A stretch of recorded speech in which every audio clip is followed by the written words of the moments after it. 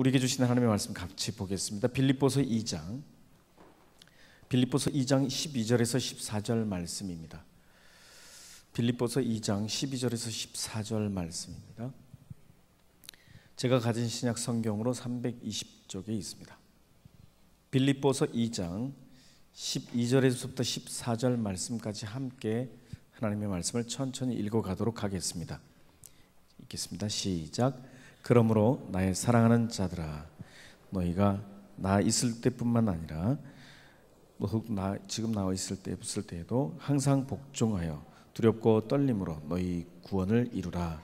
너희 안에서 행하시는 이는 하나님이시니 자기 기쁘신 뜻을 위하여 너희에게 소원을 두고 행하게 하시나니 모든 일을 원망과 시비가 없이 하라. 아멘. 오늘 본문도 계속해서 바울 사도가 빌립보 교회를 향해서 권면하고 있는 그런 내용입니다. 저를 따라서 한번 해보겠습니다. 건강한 교회.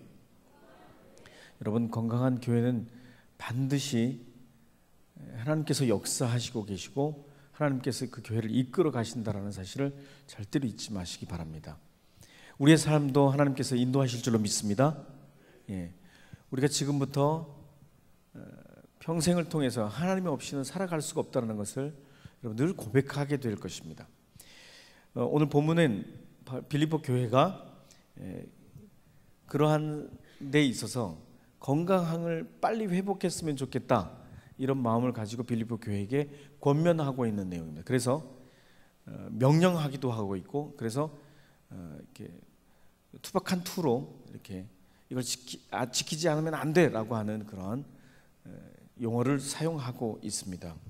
여러분, 빌립보 교회는 바울이 세웠던 많은 교회들 중에서 굉장히 모범적인 교회이긴 합니다만, 지금 본문에서 얘기하고 있을 때만 해도 그렇게 건강한 교회가 아니었던 것 같습니다. 서로 나눠져 있고, 마음이 나눠져 있고, 개인적인 어떤 이기심들, 알량한 자부심, 뭐 이런 것들, 그런 자만심, 이런 것들로 인해서 많은 사람들이 갈라져 있습니다. 마음이 나눠져 있습니다. 그래서 그렇게 찢겨진 그러한 교회의 상황들을 보면서 빌립보 교회가 빨리 영적으로 건강하게 되기를 그렇게 소원하는 마음으로 우리가 함께 서야 된다, 함께 버티고 함께 일하고 함께 생각하면서 그렇게 나아가야 된다, 이렇게 권면하고 있습니다. 저를 따라서 한번 해보겠습니다. 교회는 함께 가야 합니다. 교회는 함께 가야 합니다. 여러분, 옆 사람이 그렇게 한번 얘기해 주세요. 우리 함께 가자. 시작. 여러분 정말 잘 오셨습니다. 교회 올 때 그냥 오는 게 아닙니다. 같이 와야 되는 겁니다. 함께 와야 됩니다. 여러분, 이왕이면 교회에 시간을 맞춰서 빨리 오시는 게 좋습니다. 자, 빌립보 교회가 너무 엉망이었다, 이런 건 아닙니다. 왜냐하면 여러분, 그 쉬운 번역으로 되어 있는 본문을 다시 한번 읽어드리겠습니다. 그러므로 나의 사랑하는 여러분, 내가 함께 있을 때뿐만 아니라 지금 같이 내가 없을 때에도 더욱더 순종하여서 두렵고 떨리는 마음으로 자기의 구원을 이루어 가십시오. 이렇게 이야기하고 있습니다. 하나님께서 빌립보 교인들 안에서 활동하고 계시고, 빌립보 교인들을 향해서 구원을 이루어 가시기 위해서 함께 있을 때에, 지금 여기서 함께 있을 때라고 하는 단어를 독특하게 쓰고 있습니다. 바울 사도가 빌립보 교인들을 하나씩 하나씩 전도해서 이렇게 세워갔었습니다.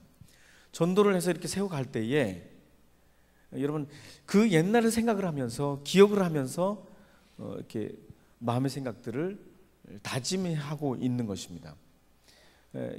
빌립보 교인들이 이 편지를 딱 받아봤을 적에 옛날 생각이 나도록 이렇게 했다는 겁니다.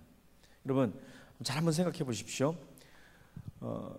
바울이 전도를 시작할 때에 두아디라 성의 자주장사 루디아가 처음으로 바울이 전하는 이 복음을 받아들이게 되었습니다. 아주 진지하게 받아들였습니다.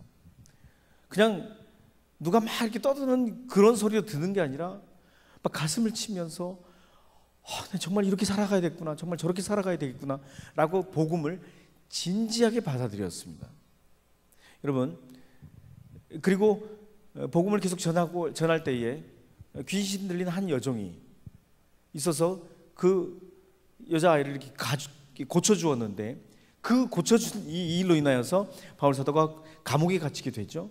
그리고 그 감옥에 갇히고 난 이후에 그 감옥에서 바울과 실라는 열심히 찬송하면서 기도하면서 시간을 보내게 되는데, 갑자기 그 감옥 주변에서, 그 감옥과 포함해서 지진이 일어나게 되고 말이죠. 옥문이 열리고 차고 있었던 창고가 풀리게 되는 이런 역사가 일어난 사건들.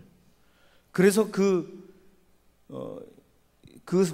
광경을 보던 이 간수장이가 죄수들이 도망한 줄 알고 죄수를 지키지 못한 것 때문에 자기 목이 달아날까봐, 거의 그렇게 지키지 못하면 사형입니다. 뭐 그렇게 죽나 이렇게 죽나 마찬가지다. 그리고 자결을 하려고 그랬다가 바울이 만류해서 자결의 미수를 그치게 되고, 그와 그 온 가족이 그날 예수 그리스도를 영접하는 사건이 일어나게 됩니다. 이렇게 해서 세워진 교회가 바로 빌립보 교회입니다. 그러니까 바울이 처음 복음을 전했을 때에 그 옛날 생각을 하면서 그렇게 함께 마음을 모아서 바울 사도와 함께 이렇게 세워갔던 그 아름다웠던 교회, 이것들을 기억하면서 바울 사도는 지금 그때에도, 내가 있을 때나 지금 내가 없을 때나 여러분이 항상 함께 마음을 모아서 순종함으로 나아가십시오, 이렇게 얘기하고 있습니다. 첫 번째 고민하고 있는 것은 순종입니다. 저를 따라서 해보겠습니다. 순종. 여러분, 오늘 본문은 이렇게 얘기하고 있습니다. 항상 복종하여, 항상 복종하여. 여러분, 이 복종이라고 하는 단어를 8절에서도 볼 수가 있습니다. 그리스도께서 하나님께 복종하여서 십자가를 지셨던 것처럼, 여러분, 어느 정도 복종해야 되냐면, 어느 정도 순종해야 되냐면, 예수님께서, 하나님께서 말씀하셨던, 하나님이 원하셨던 그 십자가를 지셨던 것처럼, 목숨을 내어 걸고 십자가를 지셨던 것처럼 순종의 롤 모델로 예수님을 제시하고 있습니다. 그래서 빌립보 교회 성도들에게 이렇게 순종해야 된다. 바울이 이렇게 하는 이 명령은 말이죠, 사도로서의 명령입니다. 자, 그러니까 사도로서 명령이기 때문에 부드럽게 안 해도 됩니다.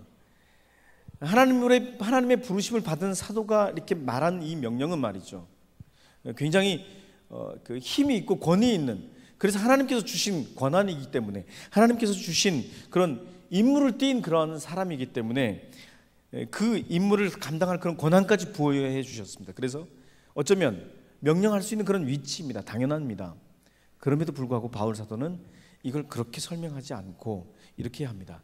나의 사랑하는 자들아, 나의 사랑하는 자들아, 예수님께서 순종하셨던 것처럼, 하나님께 그렇게 순종하셨던 것처럼 우리도 순종해야 된다, 이렇게 얘기하고 있습니다. 이거 얼마나 부드러운 얘기인지 모릅니다. 나의 사랑하는 자들아. 여러분, 옆 사람에게 오늘 여러분이 취할 수 있는 가장 부드러운 표현으로 이렇게 얘기해 주시면 좋겠습니다. 야, 오늘 너 진짜 멋진 것 같아. 시작. 어떠세요? 그런 말을 들은 여러분 어떠세요? 평안하십니까? 여러분, 이 말은 바울 사도가 굉장히 즐겨 사용했습니다. 여러분, 교회 안에서는 늘 이렇게 부드럽고 행복한 표현을 늘 써야 할 줄로 압니다. 우리의 입술에서 늘 이런 고백들이 있었으면 좋겠습니다. 바울 사도는 빌립보 교회를 향해서 굉장히 많이 칭찬하고 있습니다. 언제나 순종했다. 내가 있을 때에도 순종했고 내가 없을 때에도 그렇게 여러분이 순종해야 합니다. 내가 있을 때도 순종했던 것처럼 내가 없을 때에도 여러분끼리 함께 순종해야 합니다 라고 이야기하고 있습니다. 여러분, 두 번째로 얘기하고 있는 것은 너희의 구원을 이루라. 그렇게 순종을 해서 항상 복종하고 두렵고 떨림으로 너희 구원을 이루라. 여러분, 구원을 이루어 가는데 어떻게 이루어 가야 되냐면 두렵고 떨림으로 이루래요. 이 말은요, 하나님을 막 무섭고 두렵고 떨리는 그런 하나님으로 받아들이라, 이런 얘기가 아닙니다. 바울 사도가 이런 단어를 쓸 때에, 두렵고 떨린다라고 하는 단어를 쓸 때에 하나님을 향하여서 쓴 단어가 아닙니다. 서로에게 상호 간에, 그리고 내 위에 있는 사람에게, 상관에게 이렇게 썼던 단어입니다. 그렇기 때문에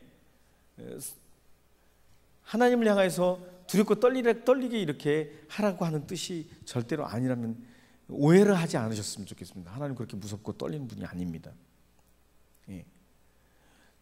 내 옆에 있는 사람에게 너무 가볍게 할까봐 두렵고 떨리는 마음으로 구원을 이루라. 구원을 이루라 이렇게 얘기하니까 우리가 구원을 성취할 수 있는 것처럼 이렇게 보이는데, 여러분, 저와 여러분이 구원을 이룰 수 있는 힘이 있으십니까? 우리 개인에게 이렇게 말하는 내용이 아닙니다. 이 구원을 이루라 이런 뜻은 공동체한테 하는 얘기입니다. 이게 무슨 뜻이냐? 여러분, 우리 모두의 구원을 위해서 우리가 절대로 중간에 포기하지 말고 끝까지 최선을 다해서 옆에 있는 사람들을 돕고 함께하고 우리가 함께 서서 아름다운 그 구원을 이루어 가라 이런 뜻입니다. 그러니까 여러분, 주변에 있는 사람이 교회 안 오고 있으면 그냥 있으면 안 돼요. 가장 문제는 여러분이 문제가 사실은 아니죠. 지금 안 오고 있는 이 친구들이 문제인데, 그 친구들 누가 안 하는지 한번 잘 생각해 보셨다가 여러분 권면하세요. 그리고 가장 부드러운 말로, 야, 너 진짜 멋진데 제 시간 맞춰서 오면 더 멋지겠다, 이렇게 셀 모임 때 꼭 늦게 온 친구들한테 꼭 얘기해 주셨으면 좋겠습니다. 여러분, 우리 교회의 아름다운 공동체를 위해서 빌립보 교회에 이렇게 얘기했던 이 내용들을 우리가 잘 기억하셨으면 좋겠습니다. 우리가 이루어갈 수 있는 것이 아닙니다. 구원은 하나님께서 우리에게 선물로 주시는 것입니다. 그 구원이라는 단어도 이렇게 조금 분석해 보면 참 여러 가지로 많이 사용되어졌어요.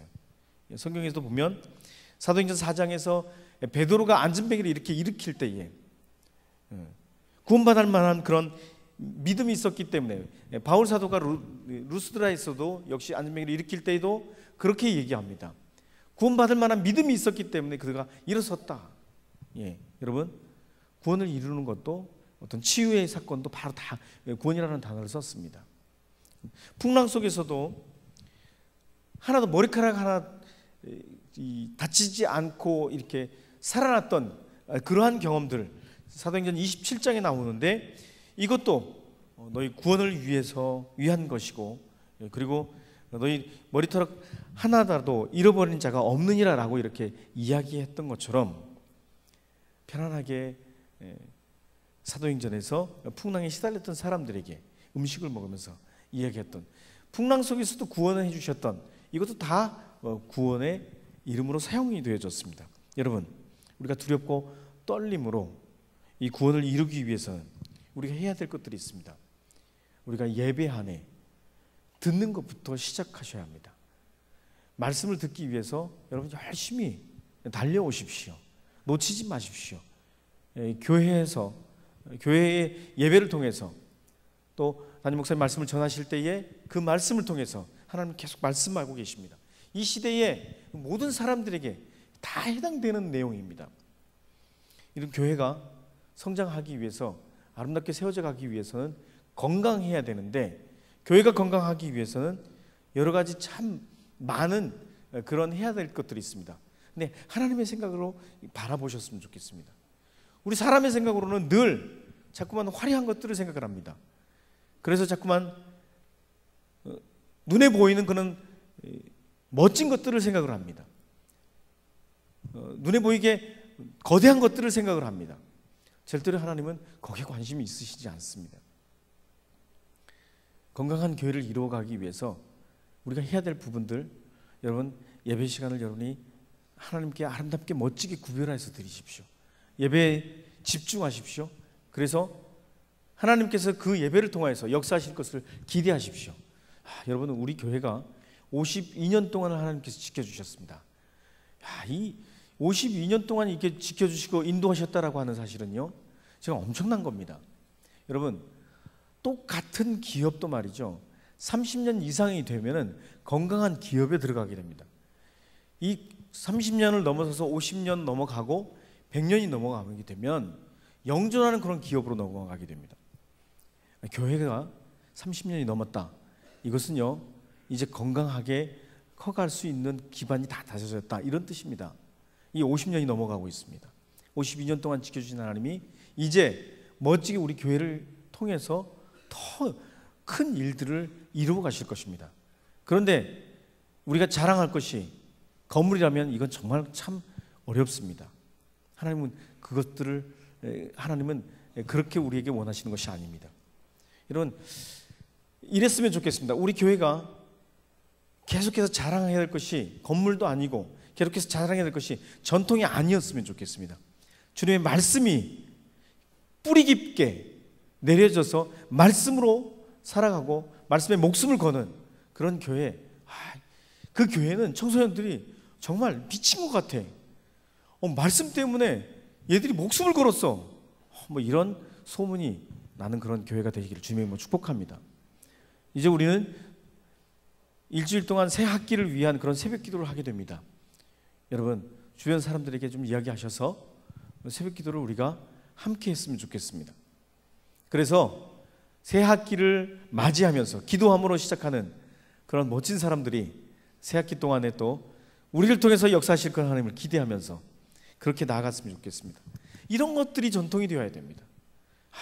얘네들은 기도한다면 정말 미친 것 같아, 뭐 이런 소리를 좀 들었으면 좋겠습니다. 그리고 교회 안에서 변화를 두려워하면 절대로 안 됩니다. 우리 교회는 그런 적이 없어, 제발 이런 이야기 안 하셨으면 좋겠습니다. 늘 그 자리에서 안주하는 것, 안정적이라고 보이는데 절대로 안정적인 것 하나님 원하시는 거 아닙니다. 변화에 두려워하지 마십시오.